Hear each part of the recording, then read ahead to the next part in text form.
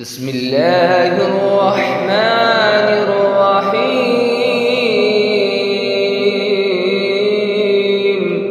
حضرت یوسف جب جیل میں آئے تو ان کے ساتھ دو نوجوان بھی جیل میں آئے، اور انہوں نے دیکھا کہ یوسف بہت پاکیزہ طبیعت کے حامل اور عبادت گزار ہیں، تو ان دونوں نے کہا، یوسف، ہم نے خواب دیکھے ہیں، آپ ہمیں ان کی تعبیر بتائیں۔ ان میں سے ایک نے کہا کہ اے یوسف، میں خواب میں دیکھتا ہوں کہ میں اپنے آقا کے لیے انگور نچوڑتا ہوں، اور دوسرے نے کہا کہ میں خواب میں دیکھتا ہوں کہ پرندے میرے سر سے روٹیاں نوچ نوچ کر کھا رہے ہیں۔ آپ بہت بھلے آدمی معلوم ہوتے ہیں، اے سچے آدمی، برائے مہربانی ہمارے خوابوں کی تعبیر بتائیے۔ حضرت یوسف علیہ السلام نے فرمایا کہ میں تمہارا کھانا آنے سے پہلے تم دونوں کو تمہارے خواب کی تعبیر بتاؤں گا۔ اس موقع پر حضرت یوسف علیہ السلام نے سوچا کہ یہ دونوں میری بات کو انتہائی توجہ سے سن رہے ہیں، تو کیوں نہ میں انہیں اللہ کے دین کی طرف بلاؤں۔ حضرت یوسف نے انہیں ایمان لانے کی دعوت دی اور کہا کہ ایک اللہ کی عبادت کرو اور اللہ تعالیٰ کے ساتھ کسی کو شریک نہ کرو،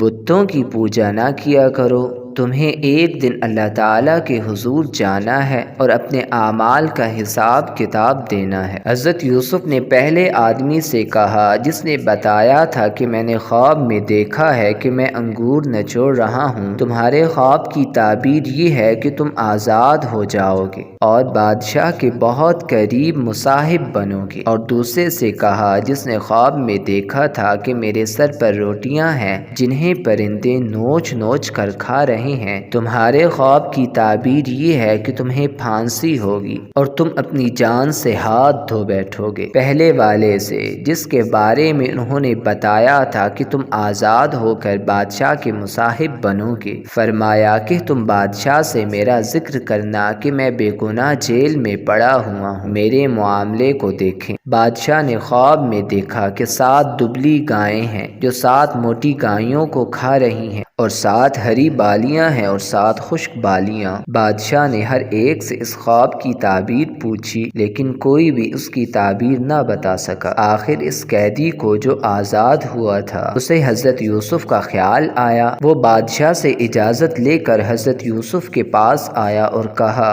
اے سچے انسان، مجھے بادشاہ کے خواب کی تعبیر بتاؤ۔ حضرت یوسف نے اس خواب کی تعبیر یہ بتائی کہ مصر میں 7 سال خوب اناج اگے گا اور اگلے 7 سال بہت قحط پڑے گا۔ قحط کے ان سالوں میں تم وہی کھاؤ گے جو تم نے بچا کر رکھا ہوگا، پھر 1 سال خوب ہریالی ہوگی اور اناج کی بہتات ہوگی۔ بادشاہ کو جب اپنے خواب کی تعبیر معلوم ہوئی تو اس نے حضرت یوسف علیہ السلام کی آزادی کا پروانہ جاری کیا۔ حضرت یوسف نے کہا کہ میں اس وقت تک جیل سے باہر نہیں نکلوں گا جب تک اس بات کی تحقیق نہیں کی جاتی کہ میں ان خواتین کے معاملے میں بے قصور ہوں جن کی وجہ سے میں جیل میں آیا ہوں، اور ان کی وجہ سے میں کئی سال جیل میں رہا۔ اس بات کی تحقیق کی جائے کہ قصوروار کون ہے، میں یا وہ خواتین جنہوں نے مجھ پر الزام لگایا تھا۔ لہٰذا تحقیق سے پوری طرح واضح ہو گیا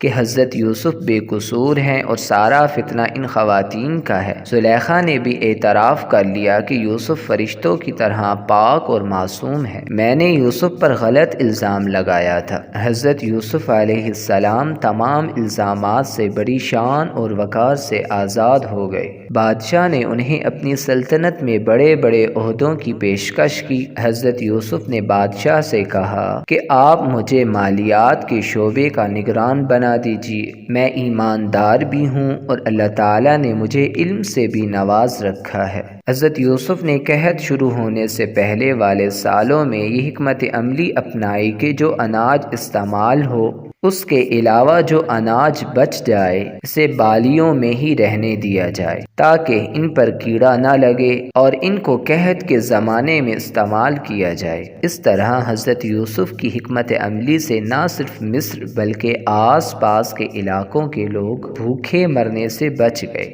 قحط کی وجہ سے مصر اور اس کے آس پاس کے علاقے بری طرح سے متاثر ہوئے۔ حضرت یوسف کے بھائی اور خاندان والے کنعان میں رہتے تھے۔ ان کو جب معلوم ہوا کہ مصر کی حکومت لوگوں کو راشن دے رہی ہے تو حضرت یوسف کے بھائی بھی اناج لینے کے لیے آئے۔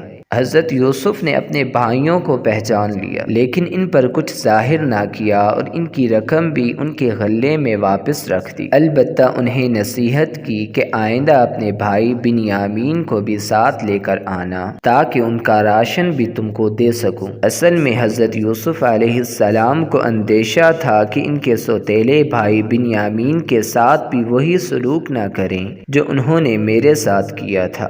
حضرت یوسف کے والد حضرت یعقوب علیہ السلام بنیامین کو بھیجنا نہیں چاہ رہے تھے۔ انہوں نے کہا کہ ابا جان اب دیکھیں کہ انہوں نے ہمارے پیسے بھی واپس لوٹا دیے ہیں۔ بیٹوں کے بے حد اصرار پر اور زائد راشن ملنے کی امید پر حضرت یعقوب نے بنیامین کو بھائیوں کے ساتھ مصر بھیج دیا۔ حضرت یوسف نے اپنے چھوٹے بھائی بنیامین کو چپکے سے بتا دیا کہ میں یوسف ہوں اور اسے اپنے ساتھ تخت پر بٹھا لیا۔ حضرت یوسف کا دل چاہ رہا تھا کہ وہ بنیامین کو اپنے پاس روک لیں لیکن مصر کے قانون کے مطابق وہ ایسا نہیں کر سکتے تھے۔ حضرت یوسف کو اپنے بھائی کو روکنے کی ایک تدبیر اللہ تعالیٰ نے یہ سوچائی کہ انہوں نے تمام بھائیوں کی کجاووں میں اناج رکھ دیا اور بنیامین کے اناج میں ناپنے کا پیمانہ بھی رکھ دیا۔ جب حضرت یوسف کے بھائیوں کا قافلہ جانے لگا تو ایک ملازم نے پکارا کہ اے قافلہ والوں، تم چور ہو۔ انہوں نے پوچھا کہ تمہارا کیا کھویا ہے؟ ملازم نے کہا کہ شاہی پیمانہ کھو گیا ہے، تمہیں تلاشی دینی ہوگی۔ ان سے پوچھا گیا کہ تمہارے ہاں چوری کی سزا کیا ہوتی ہے؟ انہوں نے کہا کہ ہمارے ہاں کنعان میں جو چوری کرتا ہے اسے روک لیا جاتا ہے۔ حضرت یوسف کنعان میں چور کی اس سزا سے واقف تھے، چنانچہ سب کی تلاشی لی گئی تو ناپنے کا پیمانہ بنیامین کے اناج سے نکل آیا، چنانچہ بنیامین کو روک لیا گیا۔ حضرت یوسف کے بھائیوں نے کہا کہ اگر یہ چور ہے تو اس کا بھائی یوسف بھی چور تھا۔ بھائیوں کی یہ بات سن کر حضرت یوسف بہت آزردہ خاطر ہوئے لیکن چپ رہے۔ بھائیوں نے کہا کہ ہم تو بنیامین کو چھوڑ کر نہیں جائیں گے، ہم نے تو اپنے ابا جان سے وعدہ کیا ہے کہ ہم بنیامین کو ضرور لے کر آئیں گے۔ یوسف کے کھونے کی وجہ سے ابا جان ہم سے ناراض ہیں اور بیمار رہتے ہیں، اب تو وہ ہمیں کبھی معاف نہیں کریں گے، آپ ہم میں سے کسی کو روک لیں۔ حضرت یوسف نے کہا کہ استغفر اللہ، میں گناہگار کے علاوہ کسی اور کو روکوں؟ ان میں سے ایک بھائی جن کا نام غالباً یہودا تھا، اس نے کہا کہ میں تو بنیامین کو لیے بغیر واپس نہیں جاؤں گا، تم لوگ جاؤ اور ابا جان کو صورتحال سے آگاہ کرو۔ حضرت یعقوب علیہ السلام کو آ کر انہوں نے بتایا کہ بنیامین نے چوری کی ہے جس کی وجہ سے وہاں کے حکمران نے اسے روک لیا ہے اور ہمارے ساتھ اسے نہیں بھیجا، آپ بے شک قافلے کے دوسرے لوگوں سے تصدیق کر لیں۔ حضرت یعقوب علیہ السلام بہت رنجیدہ خاطر ہوئے اور بنیامین کے ساتھ ساتھ یوسف علیہ السلام کو بھی یاد کر کے رونے لگے اور اللہ تعالیٰ سے دعا کرنے لگے کہ اے اللہ مجھے صبر کی توفیق عطا کر اور مجھے امید ہے کہ تو میرے تمام بیٹوں کو خیریت کے ساتھ میرے پاس لائے گا۔ غلہ ختم ہونے پر ان کے بھائی ایک مرتبہ پھر حضرت یوسف کے پاس مصر گئے اور کہا کہ اے بہترین انسان، ہمارا غلہ ختم ہو گیا ہے اور ہمارے پاس پونجی بھی کم ہے، آپ ہم پر احسان کیجیے اور ہمیں زائد غلہ دے دیجیے۔ حضرت یوسف نے جب ان کی لجاجت دیکھی تو ان سے کہا کہ تمہیں یاد ہے کہ تم نے یوسف کے ساتھ کیا کیا تھا؟ انہوں نے کہا کہ کیا تم یوسف ہو؟ تم عظیم انسان ہو، ہمیں معاف کر دو، ابا جان تو تمہاری یاد میں رو رو کر نابینا ہو گئے ہیں۔ حضرت یوسف نے کہا کہ جاؤ، میں نے تم سب کو معاف کیا، تم میرا یہ قمیص لے جاؤ اور اسے ابا جان کی آنکھوں پر ڈال دینا، ان کی بینائی واپس آ جائے گی اور گھر کے تمام افراد کو یہاں لے آؤ اور یہاں آباد ہو جاؤ۔ اللہ کی شان دیکھیں کہ اس نے رشتوں میں کتنی طاقت رکھی ہے۔ جو ہی قافلہ مصر سے چلا، حضرت یعقوب نے گھر والوں سے کہا کہ اگر تم مجھے دیوانہ نہ سمجھو تو مجھے یوسف کی خوشبو آ رہی ہے، گھر کے لوگوں نے کہا کہ یوسف کی یاد نے تمہیں دیوانہ بنا دیا ہے، اور ہمیں تو لگتا ہے کہ تم یوسف کو یاد کر کر کے ہلاک ہو جاؤ گے۔ جوں ہی قافلہ کنعان پہنچا، انہوں نے یوسف علیہ السلام کا کرتا حضرت یعقوب کی آنکھوں پر ڈالا تو حضرت یعقوب علیہ السلام کی بینائی واپس آ گئی۔ حضرت یعقوب علیہ السلام نے فرمایا کہ میں نے تم سے کہا نہیں تھا کہ مجھے یوسف کی خوشبو آ رہی ہے۔ پورا خاندان مصر پہنچا۔ حضرت یوسف نے اپنے والدین اور خاندان والوں کا استقبال کیا۔ 11 بھائی اور ماں باپ حضرت یوسف کے سامنے سجدہ ریز ہو گئے۔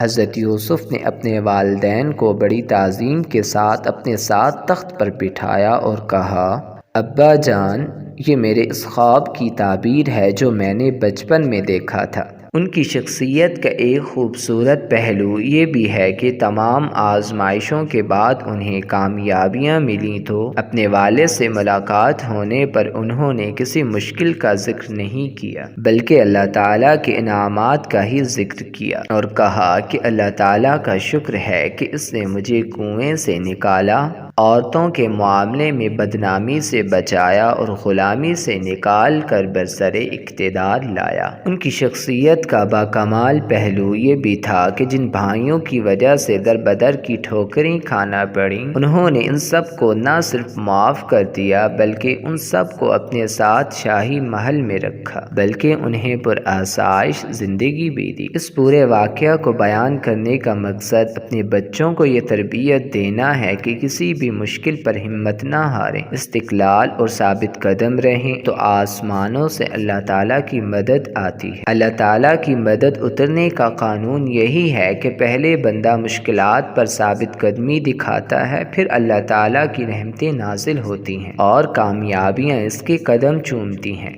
اس واقعہ میں جذباتی رنگ اور رومانس پیدا کرنے کے لیے کچھ ایسے واقعات بیان کیے جاتے ہیں جن سے قرآن مجید کا کوئی تعلق نہیں۔ مثلاً یہ کہا جاتا ہے کہ زلیخا یوسف علیہ السلام کی یاد میں رو رو کر اندھی ہو گئی تھی۔ حضرت یوسف جب جیل سے باہر آئے تو انہوں نے زلیخا کی آنکھوں پر ہاتھ پھیرا، جس سے اس کی بینائی واپس آ گئی اور زلیخا پھر سے جوان ہو گئی اور حضرت یوسف نے اس سے شادی کر لی۔ یہ محض مبالغہ آرائی ہے، ان باتوں کا حقیقت سے کوئی تعلق نہیں اور نہ ہی ایسی باتیں بیان کرنی چاہیے۔